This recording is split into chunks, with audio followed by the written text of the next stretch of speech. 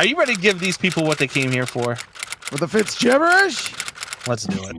Let's go! You heard it. It's a diatribe. It's a conspiracy theory. And it's an island in the middle of unapologetic and, well, pretty accurate today, but inaccurate sports talk. We're going to start today with a video. We're going to start with Luke Getsy, obviously the Bears offensive coordinator. The other is Jared Goff after the now historic win over your backwards Bears. We get our aluminum tinfoil hats on to talk about scripted games. The Bears lost to the Lions yesterday in a different script altogether. Do you feel pressure in these final 7 games to make it obvious that Justin Fields is the franchise quarterback going forward?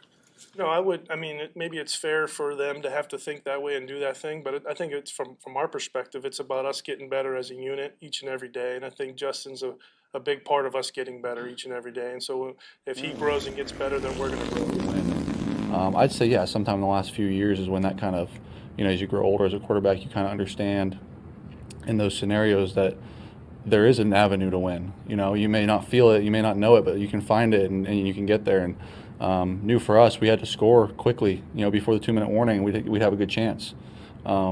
They drive it down. I think prior to that, when they handed the ball off on 3rd and 10 and then kicked the field goal, you go, okay, they're letting us have a chance to win this with 2 touchdowns. Like,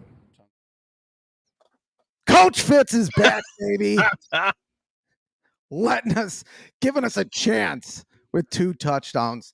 The following is a reenactment between Justin Fields and his new QB coach, Ryan Fitzgibberish. Following a disastrous 31-26 loss to the Lions, Justin, did you see Getsy? I had an open question to praise you and talks about the entire team instead. And Jared Goff talks about how Getsy's inability to have faith in Fields gave Detroit an opening. That's the same Goff who didn't know in which direction the sun set. True story. Look it up. 3 interceptions. And had 3 interceptions. Justin, I want you to forget about Mr. Personality Luke Getsy and what he said in the presser before the game. The man looks like he collected scabs as a kid and his mom breastfed him until he was 15 years old. If the jackass doesn't want to understand how to unlock your ever-developing abilities, he can have fun coaching convicts in the Chicago Penal League.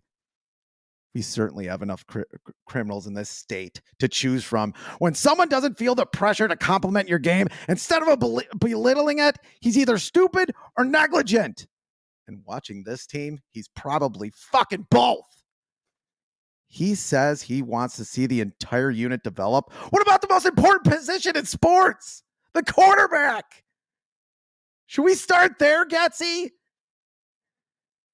You have a goddamn cannon, Fields. That is only outmatched by your elusive legs.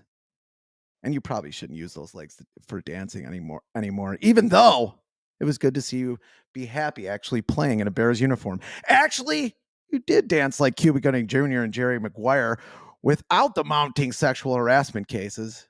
Sorry, Cuba. But I digress. Right now, you are tied for 8th in QB TDs and 13th in the league in QB rating, having only played in 6.5 games out of the 11. Plus, you have your scab-eating OC holding you back, calling 2 of the same screenplays in a row during one game and having you throw 2 passes, which I was corrected by, 1 pass in the 4th quarter of a game you were the best player in. Fight me! Sure, Bears organization makes a dumpster fire look like a delicious pig roast, and you could do far better. But please have patience and do one thing for me. When I was a little Fitzgibberish and my nose resembled a button instead of a sickle, my grandfather used to get tired of listening to my grandmother. And you know what he did? He would lift his finger to his ear and lower his hearing aid with his fingernail. I know what you're thinking. Some men have coke nails and some men have, I have been trying to shut this woman up for 50 years and this is the only thing I can do that works nails. There was a QB here who had a similar dismissive attitude than my grandfather. He mostly smoked, rode stationary bikes, got sacked, and threw picks, but he also didn't give a fuck. His name was Jay Cutlass Cutler. And during a game, he told Super Bowl champion Mike Martz to go fuck himself.